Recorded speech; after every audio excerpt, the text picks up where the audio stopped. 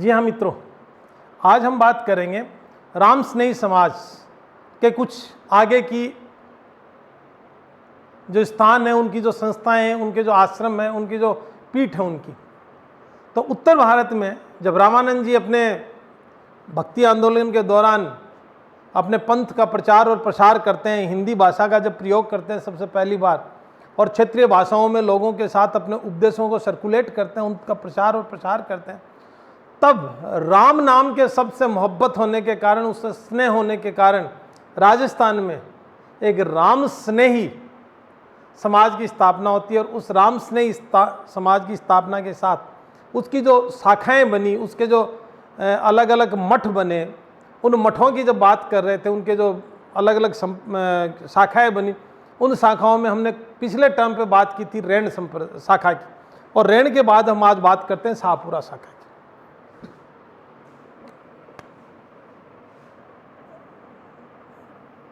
राम स्नेही, और राम स्नेही की शाखा है शाहपुरा, और शाहपुरा है भीलवाड़ा, और इसके संस्थापक है राम चरण जी। अब मैं आपको बता देता हूं कि रामचरण जी का जन्म, पहले मैं आपको थोड़ी सी बता देता हूं, उसके बाद रामचरण जी का जन्म सोडो नामक स्थान पे हुआ है। और सोडो नाम पे स्थान पर जब हुआ तो उनके पिता का नाम था बखतराम और माँ का नाम था देव। तो कौन से स्थान पर? जन्म सोडो नामक स्थान, पिता का नाम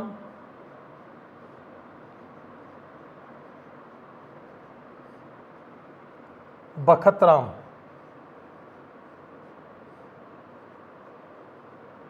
माता का नाम देव, और इनकी जाति की जब बात करें हम तो ये विजय वर्गीय वैश्य थे। कौन थे? विजय वर्गीय वैश्य परिवार थे। तो रामचरण जी, जिन्होंने शाहपुरा में राम स्नेही समाज की स्थापना की, और जन्म इनका सोडो गांव में होता है, सोडो ग्राम, पिता का नाम बखतराम, माता का नाम देव, और बचपन का नाम इनका रामकिशन होता है साहब। बचपन का नाम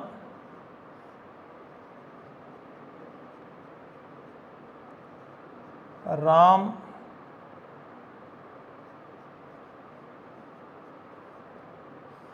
तो इनके बचपन का नाम क्या हो गया? रामकिशन। अब कुछ समय बाद इनके गुरु बनते हैं जिनका नाम है कृपाराम जी। गुरु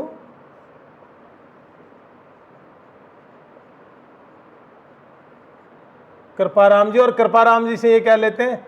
दीक्षा प्राप्त करते हैं। जब दीक्षा प्राप्त करने के बाद ये शाहपुरा चले आते हैं, और शाहपुरा में इन्होंने अपने जो ड्रेस, जो यूनिफॉर्म धारण की, वो कैसी थी? हिरमिच, हिरमिच होता है थोड़ा ललाई करता हुआ सा कलर, हिरमिच लगे लाल कपड़ों से इनका पोशाक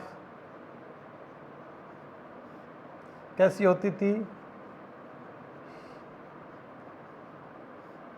हिरमिच रंगी हुई, थोड़ी सी ललाई लिए हुए इनके जो यूनिफॉर्म थी, उनकी जो ड्रेस थी, वो इस प्रकार की होती थी। उसके बाद इनको क्या कहते हैं? इनकी जो ड्रेस है उसको क्या कहते हैं? ब्रह्मचोला,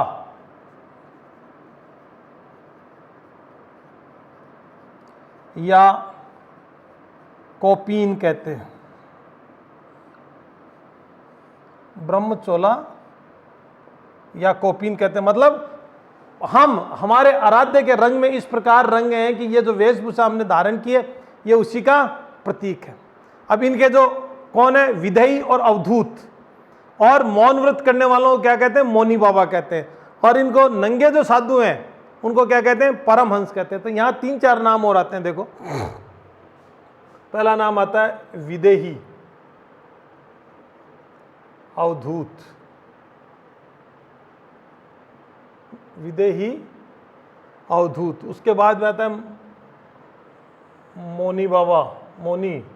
उसके बाद में आते हैं परमहंस, परमहंस। और परमहंस पर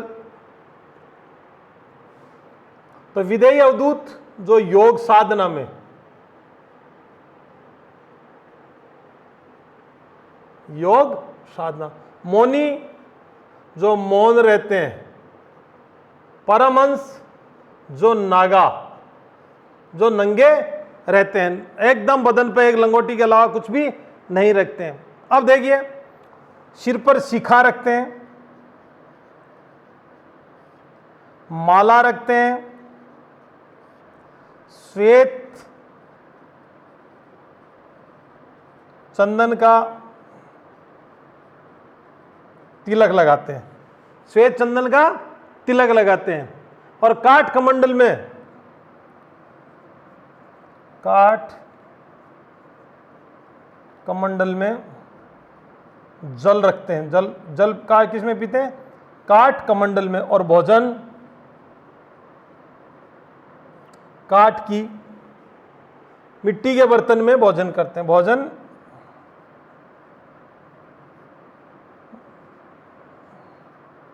मिट्टी के बर्तन में करते हैं। ये इनकी जो शाहपुरा की राम स्नेही समाज है उसकी ये बात है। और यहाँ शाहपुरा की इनकी सामान्य सी जानकारियाँ ये आप लोगों के लिए। तो शाहपुरा भीलवाड़ा में रामचरण जी जो कहाँ पैदा हुए? सोडो ग्राम में पैदा हुए। उनके बचपन का नाम क्या था? रामकिशन। पिता का नाम बखत राम, माता का नाम देऊ।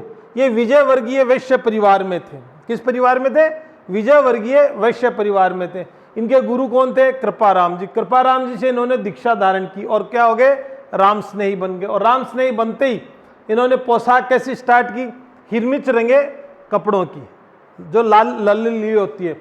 और उस पोशाक को क्या कहा गया? ब्रह्मचोला। पोशाक को क्या कहा? ब्रह्मचोला या कोपीन कहा गया। और इनमें 3 प्रकार के साधु मिलते हैं।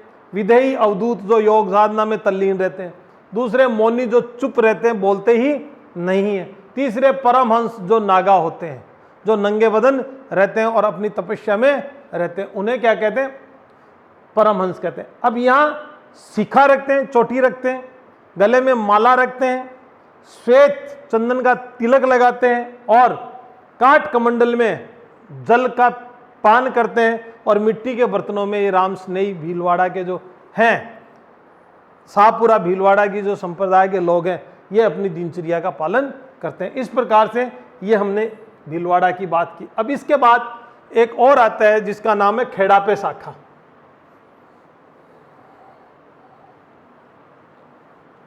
खेड़ा पे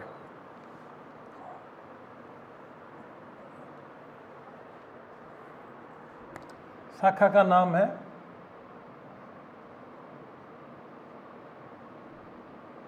खेड़ा पे। अब ये शाखा जो है इसका नाम आता है विक्रम शहर मारवाड़ में रामदास जन्म। विक्रम शहर एक जगह है मारवाड़ में, वहां पर किसका जन्म होता है? रामदास जी का जन्म होता है। और किसके यहाँ? शार्दुल पिता का नाम और अगली उसकी माँ का नाम होता है। और माधेलाव गांव में चर्चा करते वक्त अपने अपूर्ण ज्ञान के एहसास के कारण ये वहां से वो जगह छोड़कर चले जाते हैं। जब जगह छोड़कर चले जाते हैं तो एक चारण स्त्री द्वारा कबीर वाणी का गायन किया जाता है। एक चारण स्त्री है जो कबीर वाणी का गायन करती है। और सिंहथल शाखा के हरिरामदास बाबा का एक रेखता भी उसको क्या बोलते हैं? भजन को बोलते हैं। और बैसाख शुद्ध 11 बैठे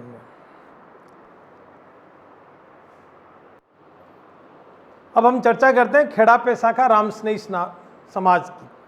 तो यहाँ जब बात करते हैं तो एक नाम आता है यहाँ पर खेड़ा पे शाखा में रामदास जी। तो कहते हैं कि रामदास जी का जन्म जो है वो विक्रम शहर मारवाड़ के एक गांव में हुआ था।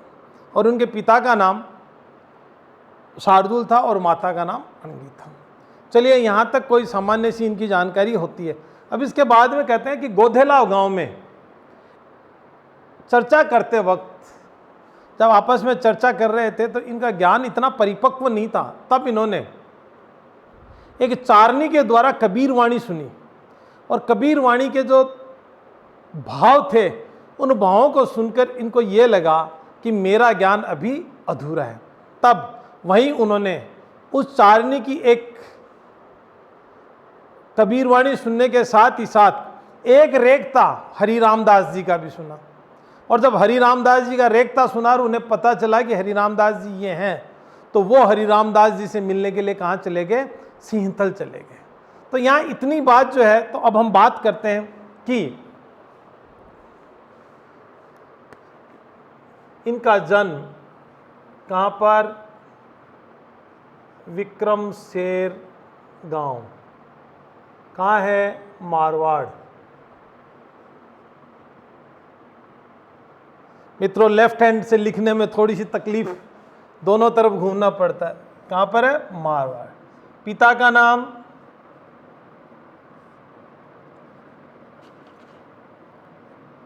शार्दुल, माता का नाम अणली।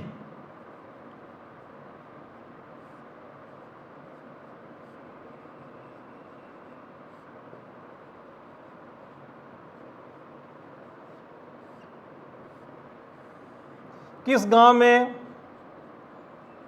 गोधेलाव। चर्चा के समय यानी विचार विमर्श के समय क्या लगा? मेरा ज्ञान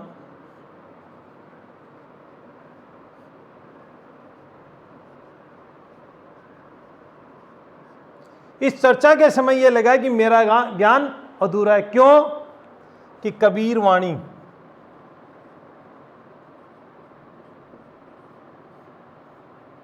और हरि रामदास जी का रेखता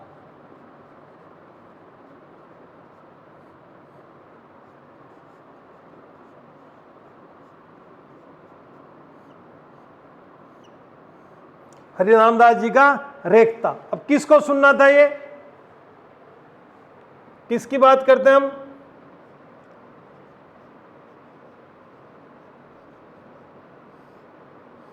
रामदास जी। अब ये रामदास जी क्या करते हैं? अपने ज्ञान को पूर्ण करने के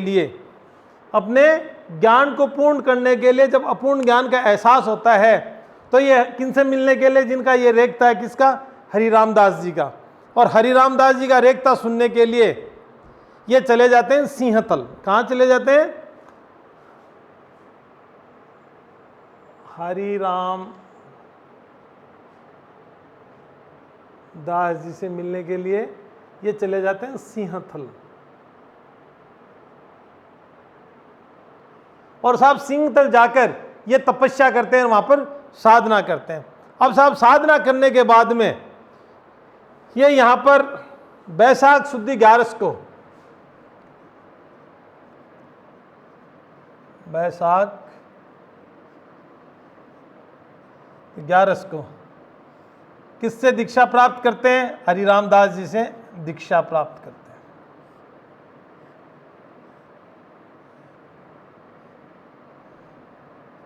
हरि रामदास जी से दीक्षा प्राप्त करते हैं और एक नई शाखा जिसका नाम है खेड़प्पा शाखा, खेड़प्पा शाखा, उसको प्रारंभ करते हैं। जब खेड़प्पा शाखा को प्रारंभ करते हैं तो इन्होंने एक पहाड़ी की तलहट्टी में,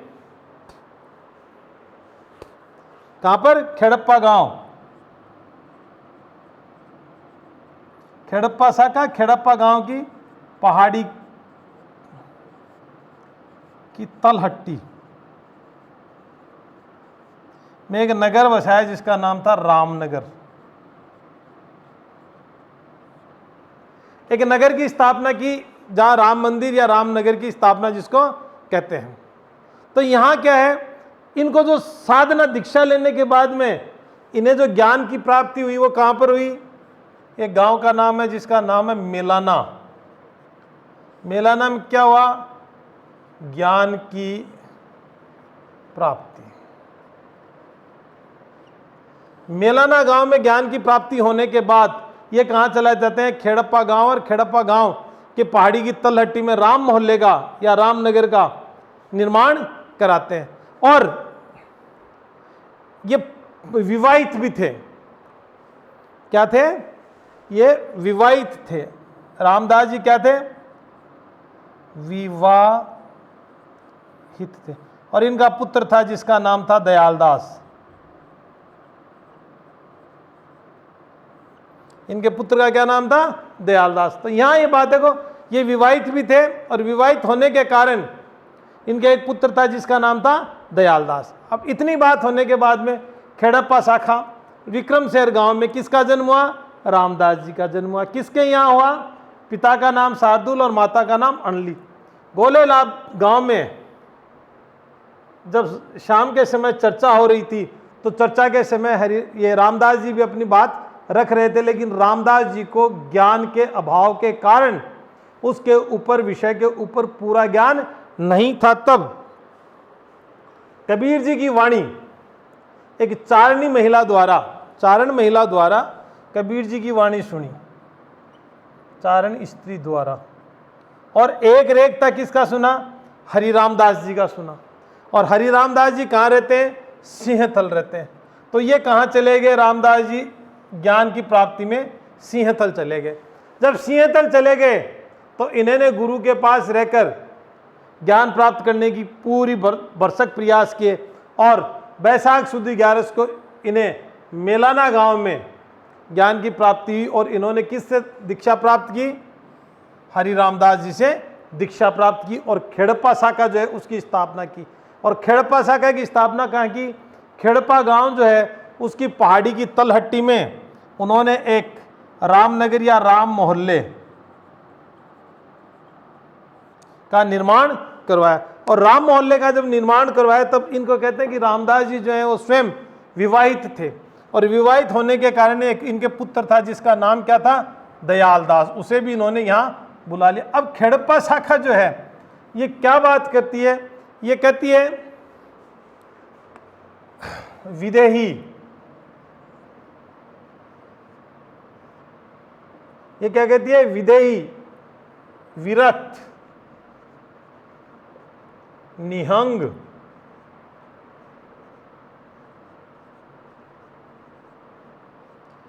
परमहंस। ये क्या नाम है? विदेही, विरक्त, निहंग, परमहंस।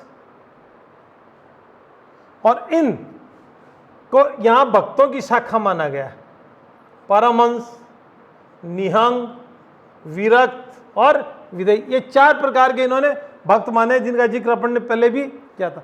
और यहाँ एक और आते हैं जिनका नाम है रामदास के शिष्य सेवाग्राम की भी बात करते हैं। उन्होंने 2 संप्रदायों की और बात की, जिनमें एक संप्रदाय गुद्दड़ संप्रदाय, इसके बारे में जिक्र करेंगे अपन। गुद्दड़ संप्रदाय अर्थात जिसके जो क्या कहते हैं प्रणेता थे वो गुदड़ी, जिसको ओढ़ने का और बिछाने के काम में आती है, कहते हैं उसको ओढ़ते थे। एक उपराम शाखा, उपराम शाखा, ये इन्होंने शाखाएं बताई। अब यहां कहते हैं एक इसमें साधु संत होते हैं परमहंस के साथ साथ घरबारी, ये गृहस्थ साधु होते हैं, परिवार वाले भी होते हैं, और ये भगवान की स्तुति करते रहते हैं, अपने आराध्य की स्तुति करते रहते हैं। इसके बाद जब बात करें अपन कि यहां पर होली के दूसरे दिन, धुलंडी के दिन एक महोत्सव मनाया जाता है, फूल डोल महोत्सव।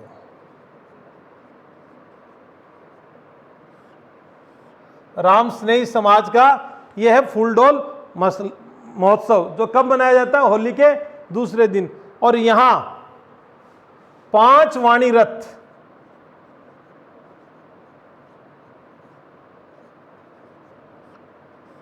पंचवाणी रथ अर्थात 5 संतों की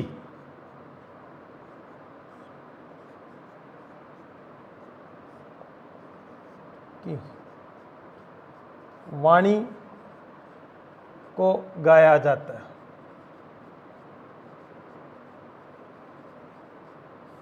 पांच संतों की वाणी को गाया जाता है। अब ये पांच संत कौन कौन से हैं?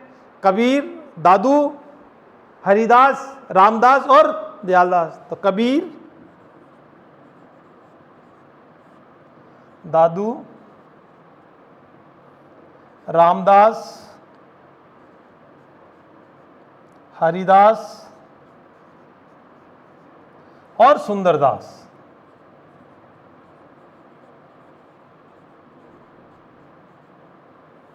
इन पांचों की जो वाणियां हैं, जो सांसारिक जीवन में आगे बढ़ने का तरीका है, जो ज्ञान और मोक्ष की तरफ ले जाती है, उनका यहां पर गायन किया जाता है। और भक्ति के भी है, चार तरीके बताते हैं। कौन कौन से? अध, मध्य, उत्तम और अति उत्तम।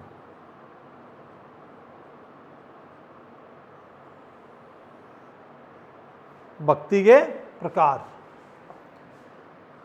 ये है। भक्ति के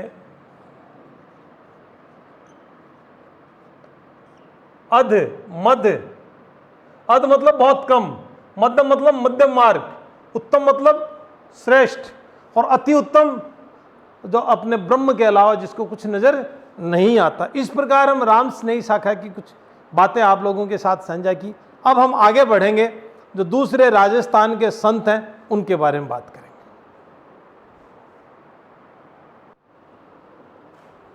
जी हाँ मित्रों, अब हम बात करते हैं वल्लभ संप्रदाय की।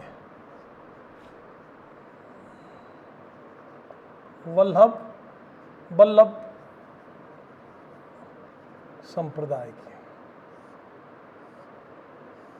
एक नाम आता है वल्लभाचार्य, और कहते हैं कि वल्लभाचार्य जो हैं वो लक्ष्मण भट्ट के पुत्र थे। किनके पुत्र थे? लक्ष्मण भट्ट के पुत्र थे। और दक्षिण भारत के राज्य विजयनगर, वहाँ पे कृष्णदेव राय के दरबार में रहते थे। और उन्होंने, कहते हैं कि वैष्णव धर्म के लिए पूरे भारतवर्ष में 84 बैठकें की हैं, या 84 स्थानों पर उन्होंने अपने प्रचार और प्रसार किए। जब 84 स्थानों पर प्रचार और प्रसार किए हैं, तब राजस्थान में उन्होंने एक स्थान पर अपना प्रवचन दिया है, उसका नाम है पुष्कर। वल्लभाचार्य जी के एक पुत्र हैं जिनका नाम है विठलदास। इन दोनों ने मिलकर एक पुष्टि मार्ग, भगवान श्री कृष्ण के बाल रूप से संबंधित अपना क्षेत्र जो है, पहले वृंदावन को बनाते हैं। वृंदावन में गोवर्धन पर्वत के ऊपर ये अपना मंदिर बनाते हैं, और वहाँ से फिर औरंगजेब के आक्रमणों के चलते ये वहाँ से इनके जो पुजारी होते हैं वो इनका विग्रह लेकर मारवाड़ आते हैं। मारवाड़ में जयसिंह प्रथम के यहाँ आते हैं, और जयसिंह प्रथम उस समय शिवाजी के साथ अपने युद्ध में रत रहता है, इसलिए उनको शरण नहीं दे पाता। शरण नहीं देने के कारण ये आपस में गोस्वामी जो उनका विग्रह लाते हैं, वो नाम आगे बताएंगे उनके, वो इधर उधर भटकते रहते हैं। और 3 साल तक भटकने के बाद वो पूजा पाठ इनकी हवेलियों में करते रहते हैं। तो इसलिए हवेलियों में पूजा पाठ करने के कारण हवेली संगीत अस्तित्व में है, और हवेली संगीत के साथ ही ताल बंदी, जो ताल बजा के, ताली बजा के गीत गाते हैं, हरे राम हरे कृष्णा, वो अस्तित्व में आई, क्योंकि वाद्य यंत्र बजा नहीं सकते थे, मुगलों का इतना आतंक था। तो औरंगजेब 1669 के करीब जब मथुरा की लूटपाट मचा रहा था, तो वो वहाँ से निकल जाते हैं। और निकलने के बाद में जब मारवाड़ में इनको शरण नहीं मिलती है, तो मेवाड़ राज सिंह जी के पास चले जाते हैं। और राज सिंह जी के पास जब चले जाते हैं, तो राज सिंह जी इनको शरण देते हैं। और शरण देने के बाद बनास नदी के किनारे सिहाड़ गांव में एक मंदिर की स्थापना की जाती है। वहाँ पे प्रमुख पीठ जो है वल्लभ संप्रदाय की स्थापित। ये तो है इनका संक्षिप्त इतिहास, लेकिन जो सूचनाएं और जो तथ्य हैं जिन्हें हमें जानना है, हमें परीक्षा की दृष्टि से जो उपयोगी हैं, उनके बारे में हम बात करेंगे। देखिए साहब, पहली बात,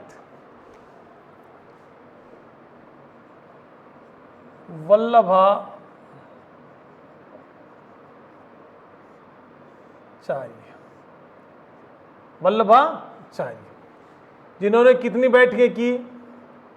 84 बैठकें। और 84 बैठकें करने के बाद में इनके पुत्र का क्या नाम था?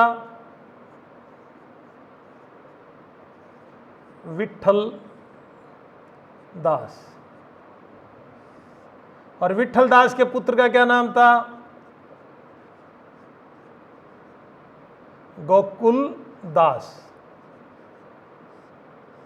और गोकुल दास ने एक ग्रंथ लिखा जिसका इन 44 वार्ताओं का वर्णन मिलता है। तो ग्रंथ का नाम है 84 वैष्णव वार्ता ग्रंथ। 84 वैष्णव वार्ता ग्रंथ। अब देखिए, वल्लभाचार्य ने प्रारंभ में कहा अपना स्थान बनाया? इन्होंने बनाया वृंदावन।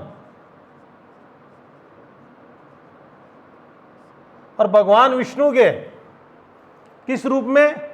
कृष्ण के बाल रूप में इन्होंने पूजा की। श्री कृष्ण की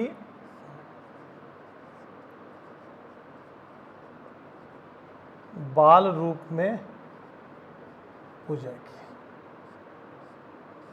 ठीक है, सब बाल रूप में पूजा की, लेकिन इनकी दिन में कितनी बार पूजा करना प्रारंभ कर दिया इन्होंने? 8 बार। कि बालक है तो दिन में 8 प्रकार की जो भाव भंगिमाएं करता है, सुबह उठता है, आंखें मसलता है, जगता है, दूध पीता, इस प्रकार से उनकी अलग अलग आदत। तो यहां एक बात आती है 1669 औरंगजेब, जब हिंदू मंदिरों को तोड़ता है तो एक नाम आता है गोस्वामी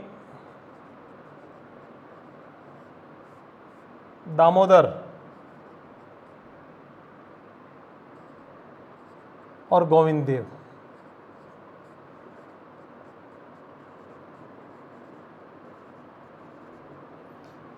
श्रीनाथ जी के विग्रह को लेके, श्रीनाथ जी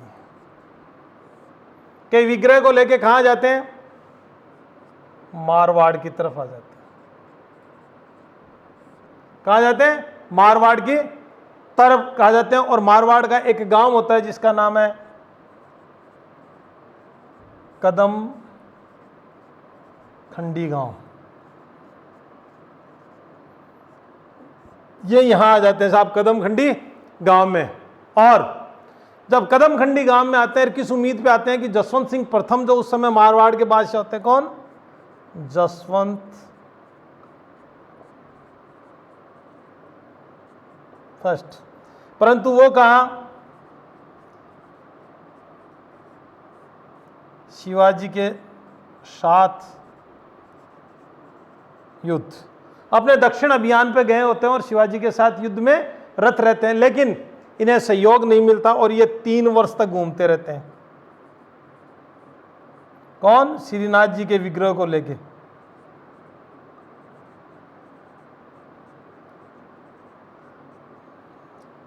और हवेलियों में रखते हैं।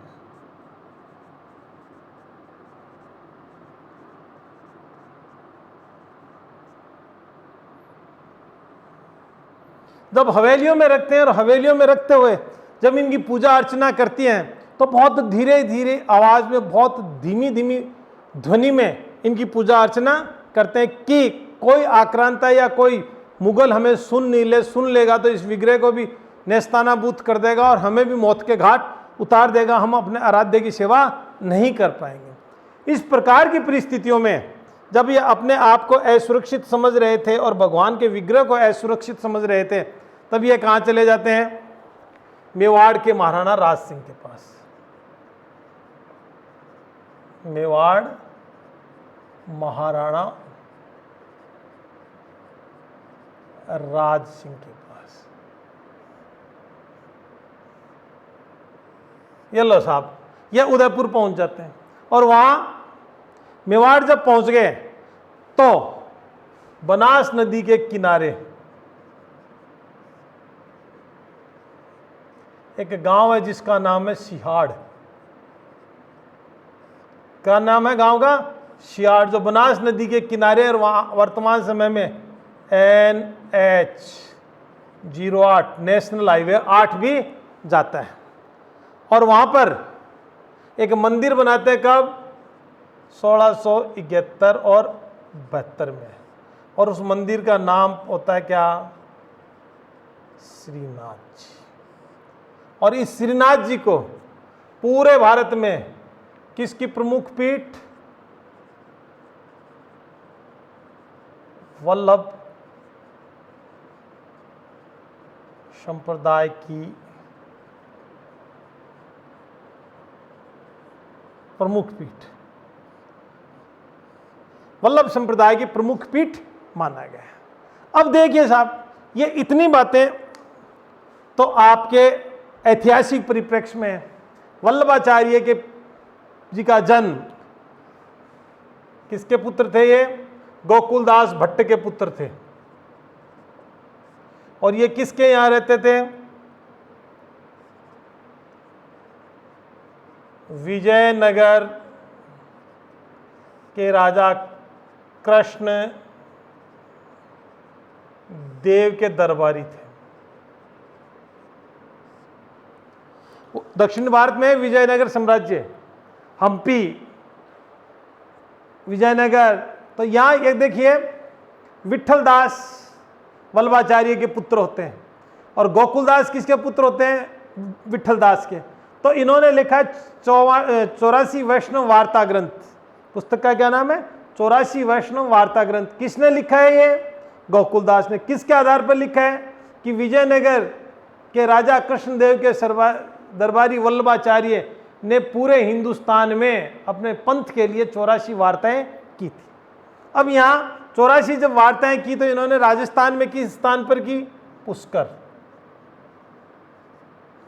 राजस्थान में कहाँ की? पुष्कर।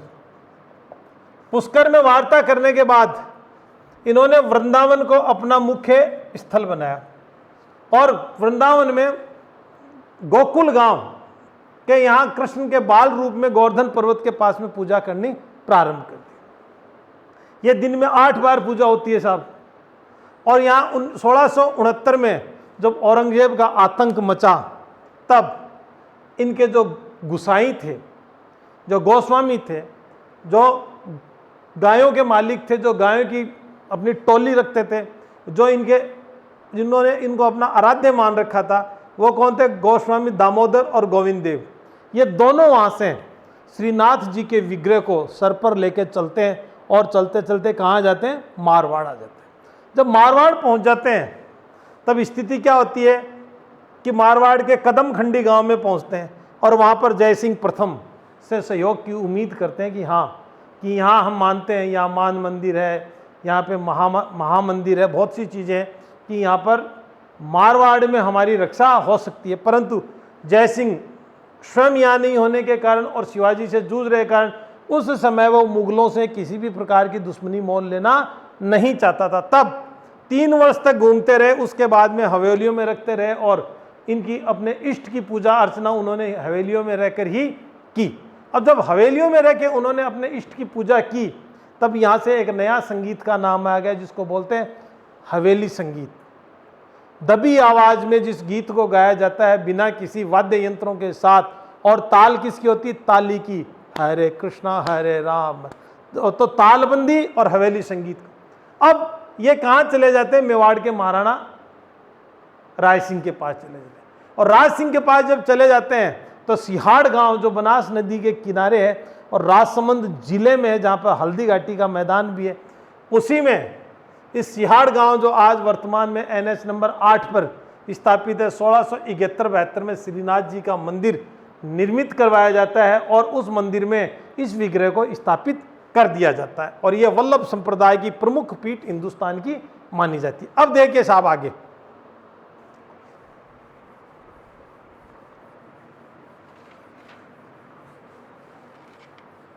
अब वल्लभाचार्य और इनके पुत्र विठलदास की एक कवि मंडली थी जिसको क्या कहते हैं? अष्टछाप। एक नाम आता है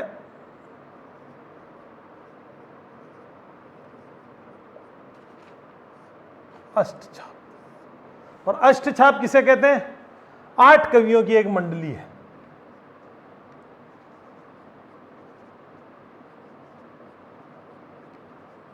आठ कवियों की मंडली है।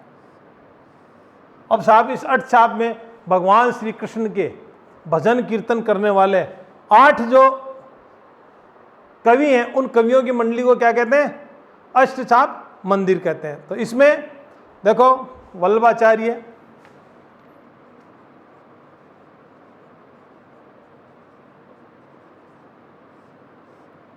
कुम्मनदास,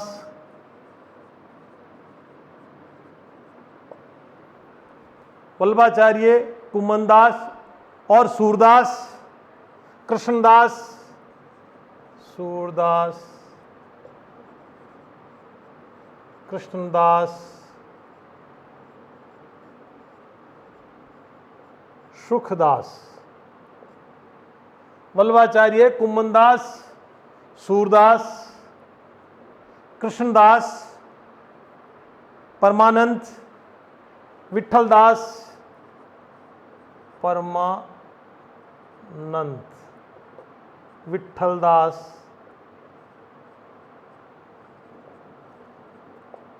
एक दो तीन चार पाँच छः सात, परमानंद, विठलदास और नंददास,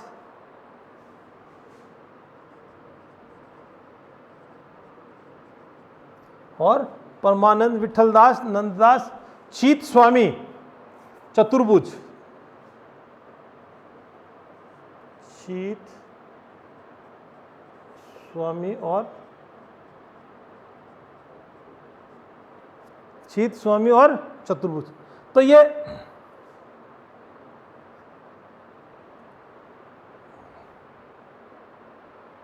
यहां फिर बात आता है कुम्मनदास, कृष्णदास, सूरदास,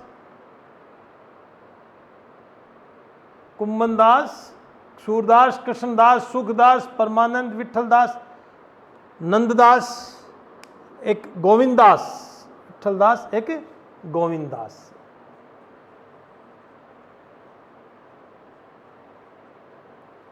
तो ये विठलदास के साथ के 4, नंददास, शीत स्वामी, चतुर्भुज और गोविंददास। और वल्लभाचार्य के कुम्मनदास, उसके बाद कृष्णदास, कृष्णदास के बाद में सूरदास और परमानंद, और परमानंद, सुखदास नहीं है, परमानंद। ये वल्लभाचार्य के 4 और 4 विठलदास के। तो 4 और 4 8 इन कवियों की जो मंडली थी उसको क्या कहते हैं? अष्टछाप मंडली कहते हैं। ये 8 कवि थे जिनमें 4 किसके साथ थे? वल्लभाचार्य के, कुम्मनदास, सूरदास, कृष्णदास और परमानंद, और विठलदास के साथ नंददास, शीत स्वामी, चतुर्भुज और गोविंददास। इस प्रकार से ये अष्टछाप है। अब देखिए साहब, इनसे प्रभावित होकर कौन? अकबर।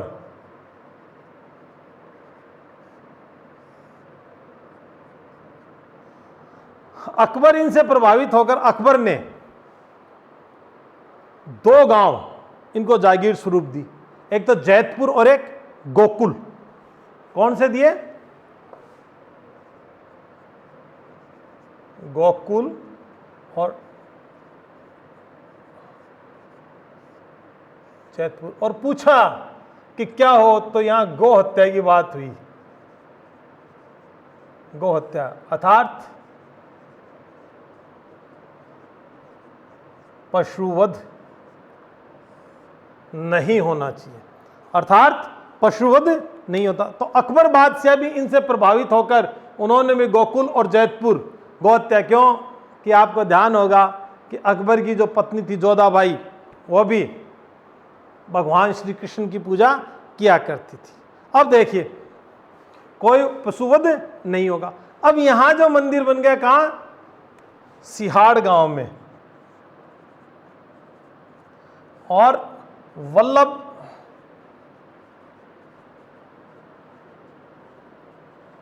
संप्रदाय की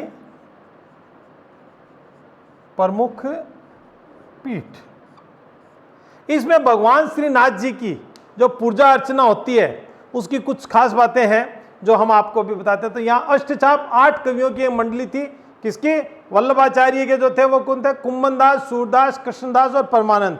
और विठलदास के नंददास, शीत स्वामी, चतुर्भुज और गोविंददास, ये नाम इनके आते हैं। अब देखिए इस मंदिर की खास बात,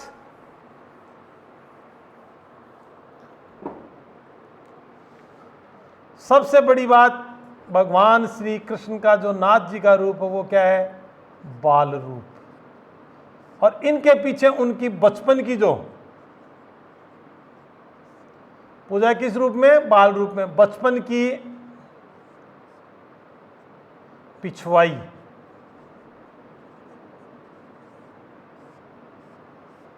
अर्थात कलाकृतियों की बात करते हैं, उनकी चित्र जो है वो लगाए गए। दूसरी चीज यहां पे आती है सांझी, केले के पत्ते पर झांकी।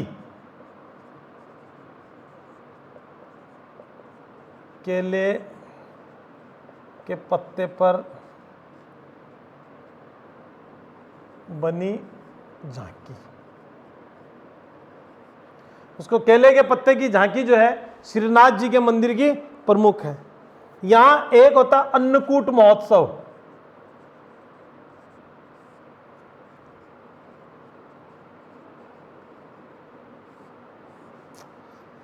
गरम अनाज का पहाड़ जैसा बना लेते हैं,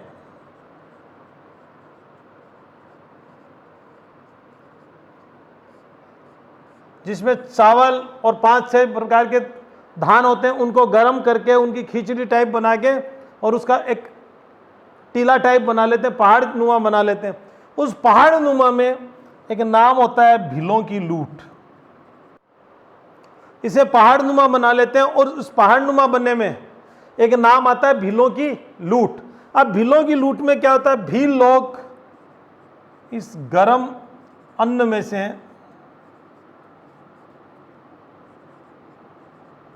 चावल निकालते हैं। क्या निकालते हैं? चावल निकालते हैं और इन चावलों को अपने घर ले जाते हैं और सुखा लेते हैं। और ये जब सूख जाते हैं तो इनसे व्यापारी बहुत ऊंचे दामों में ये चावल लेते हैं और ये माना जाता है कि ये शगुन के बहुत अच्छे होते हैं। ये अपनी धन संपदा किसी भी गल्ले वल्ले में रख लेते हैं, जिससे कहते हैं लक्ष्मी जो है वो दिन प्रतिदिन बढ़ती जाती है। इस प्रकार से इस भीलों की जो लूट है उसका महत्व है। इनकी जो ध्वजा है वो कैसी है? सतरंगी, 7 रंगों वाली है। कैसी ध्वजा है? सतरंगी ध्वजा श्रीनाथ जी के मंदिर में लगाई गई है। अब यहां कुछ बातें हम ये कहेंगे कि वल्लभ संप्रदाय के कुछ ग्रंथ हैं, वल्लभ संप्रदाय के कुछ ग्रंथ हैं जिनमें अणुभाष्य, सिद्धांत रहस्य, वल्लभ संप्रदाय के वल्लभ संप्रदाय के ग्रंथ। पहला अणुभाष्य,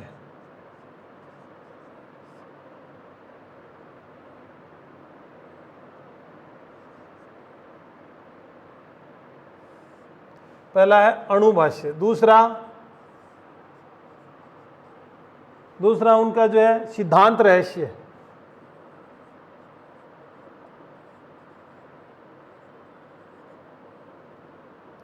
दूसरा है सिद्धांत रहस्य और तीसरा है सुबोधिनी।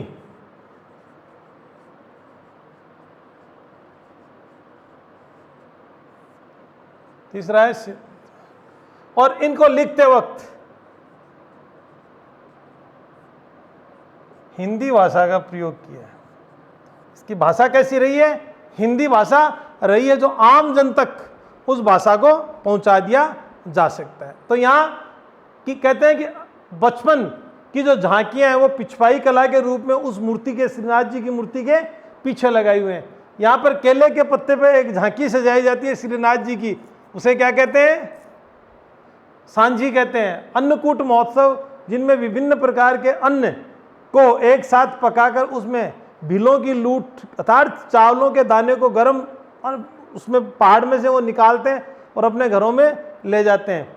फिर और इस भीलों की लूट का अलग ही नजारा है। वल्लभ संप्रदाय के ग्रंथ जिसे अणुभाष्य, सिद्धांत रहस्य और सुबोधिनी, इनको किस में लिखा गया है? हिंदी में लिखा गया है। और ये वल्लभाचार्य जो हैं ये किसके प्रवर्तक हैं? पुष्टि मार्ग के। और पुष्टि मार्ग का मतलब बाल स्वरूप की जो पूजा करते हैं। पुष्टि मार्ग जो बाल स्वरूप की पूजा करता है। गोकुल गांव गोवर्धन पर्वत पे इन्होंने आजकल होली और दीपावली के बाद में घरों के बाहर जो गोबर का बनाया जाता है, उसी प्रकार गोवर्धन पर्वत पर इन्होंने सबसे प्रारंभिक क्षेत्र जो है अपना मथुरा गोवर्धन गोकुल गांव में रखा था। इस प्रकार हम वल्लभ संप्रदाय की बात करते हैं। और वल्लभाचार्य ने एक सिद्धांत दिया था जिसका नाम था शुद्ध अद्वैतवाद।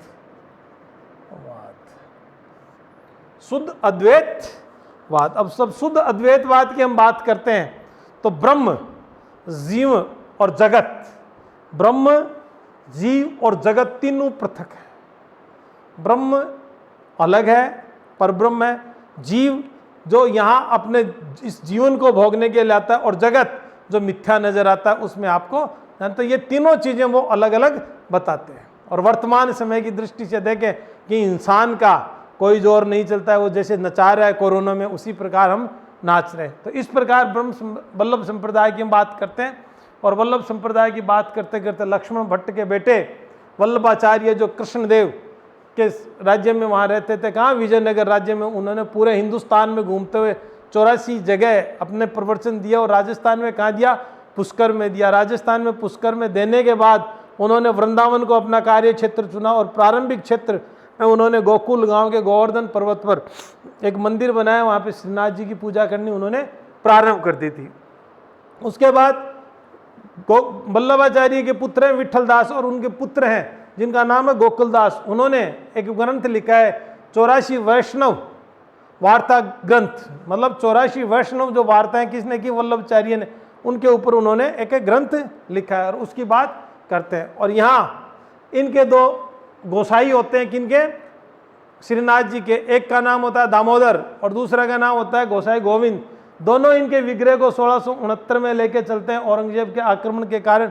और वह कहाँ पहुँचते हैं? जोधपुर पहुँच जाते हैं। और जोधपुर के किस गांव में सबसे पहले वो पहुँचते हैं? कदम खंडी गांव में। और कदम खंडी गांव में जब जसवंत सिंह प्रथम वहाँ उनकी सहायता नहीं कर पाते हैं और स्वयं शिवाजी के साथ युद्ध करने के लिए दक्षिण अभियान पे चले जाते हैं, तब ये लोग 3 साल तक इधर उधर भटकते हैं, हवेलियों में विग्रह को रखते हैं, वहाँ पूजा पाठ करते हैं। और उसके बाद में ये मेवाड़ चले जाते हैं और मेवाड़ में वहाँ के महाराजा राज सिंह इन्हें संरक्षण देते हैं। और बनास नदी के किनारे एक गांव सिहाड़ राजसमंद जिले में वर्तमान NH 8 पर स्थित है, वहाँ पर यहाँ 1671 और 72 में एक मंदिर का निर्माण करते हैं और उस मंदिर में श्रीनाथ जी के विग्रह को स्थापित किया जाता है। इस प्रकार वल्लभ संप्रदाय की हम बात कर रहे थे। और आज वर्तमान समय में प्रधान पीठ के रूप में वल्लभ संप्रदाय को कहाँ माना जाता है? नाथ द्वारा माना जाता है। लेकिन इसकी प्रथम पीठ वो कहाँ मानी जाती है? कोटा मथुराधीश का मंदिर।